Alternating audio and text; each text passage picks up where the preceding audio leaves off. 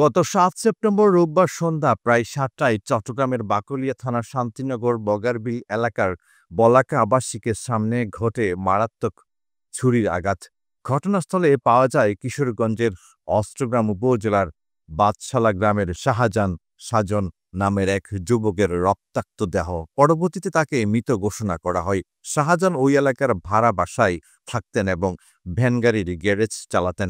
স্থানীয়রা জানান, এলাকার কিছু দুষ্কৃতিকারীর কাছে চাঁদা দিতে অস্বীকৃতি জানানোকে কেন্দ্র করে তার উপর হামলা হয়। ঘটনার পর পুলিশ অভিযানে মোহাম্মদ বাইজিদ ও কালাম নামে দুজনকে গ্রেফতার করা হয়েছিল, কিন্তু বাকি আসামিদের শনাক্ত গ্রেফতার এখনও সম্ভব হয়নি।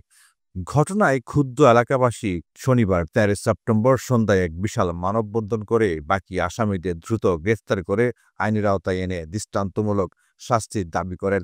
মানববন্ধনে বক্তব্য দেওয়া অংশগ্রহণকারীরা বলেন, এলাকায় দুষ্কৃতিকারীদের উপস্থিতি বাড়ছে এবং সাধারণ মানুষ নিরাপত্তা বোধ করছে না। তারা স্থানীয় প্রশাসন ও পুলিশকে দ্রুত কার্যকর ব্যবস্থা গ্রহণ করার আহ্বান জানান, যাতে ভবিষ্যতে এমন নৃশংস হামলা রোধ করা যায় এবং অপরাধীদের বিরুদ্ধে কঠোর ব্যবস্থা নেওয়া যায়।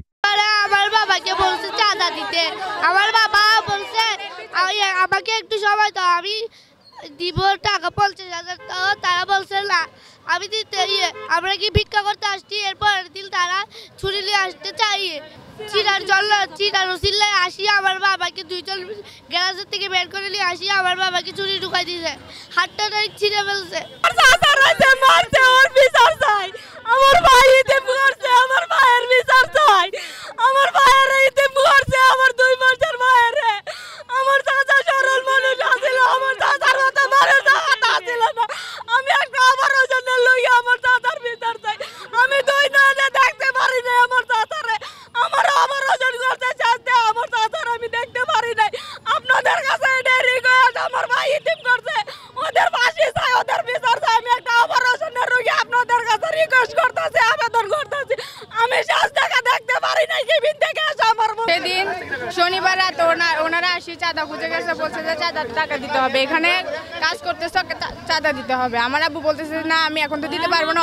প্রথমে আমার আব্বু অস্বীকার করে, পরের দিন ওরা আসে বলতেছে টাকা দিবি নাকি দিবি না। আব্বু বলতেছে কিস্তিতে আমি টাকা এখনো তুলতে পারবো না, আমার থেকে সময় লাগবে। ওরা বলতেছে না, তোকে সময় দিব না, তোকে আমরা উপরে উঠাই দিব। আমরা কি ভিক্ষা খুঁজতে আসছি? ভিক্ষা। তারপর আমার বোনেরটাকে ওরা অপহরণ করবে বলে গায়েব করবে বলছে, এই জন্য আমার আব্বু বলছে ঠিক আছে আমি তোমাকে টাকা দিব। এরকম হাতাহাতি শুরু হয়ে গেছে। আমরা আব্বু পায়ে ধরতেছে, আমার আব্বুকে লাথি মারি ফালাই দিয়েছে।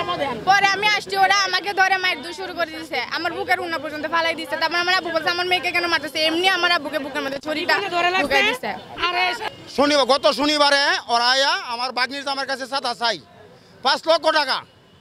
আমার বাগনির জামাই বলে আমি সাধারণ একটা ভ্যানগাড়ির গ্যারাজ, আমি 500-700 টাকা ইনকাম করে আমি পোলাপান পালতে পারি নাই, তোমাকে আমি কোথায় চাঁদা দিব, কই থেকে চাঁদা দিব? এরা বলে আমরা এগুলো জানি না,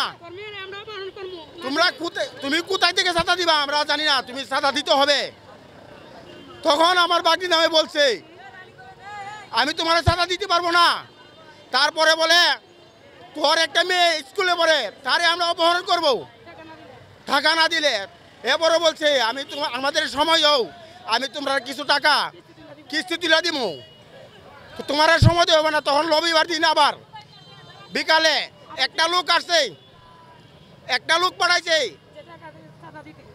পাঠাইছে সিরার উসিলা দিয়া একটা ছেলে বলে আমার সিরা হয়তো 30 টাকা আর নাহলে 20 টাকা। এরা 15 টাকার দৌ, 15 টাকার নাই, কত 100 টাকার দৌ, ছেলে 100 টাকারও নাই।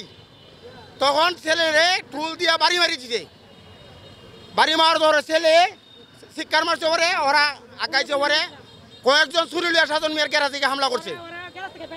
সাজন মেয়ের টেনে হেসরায় আইনা ছুরি মেরে দিছে। তখন আমরা ফাঁসি চাই, সাজন হত্যার ফাঁসি চাই। নিউজ ডেস্ক, নগর, চট্টগ্রাম।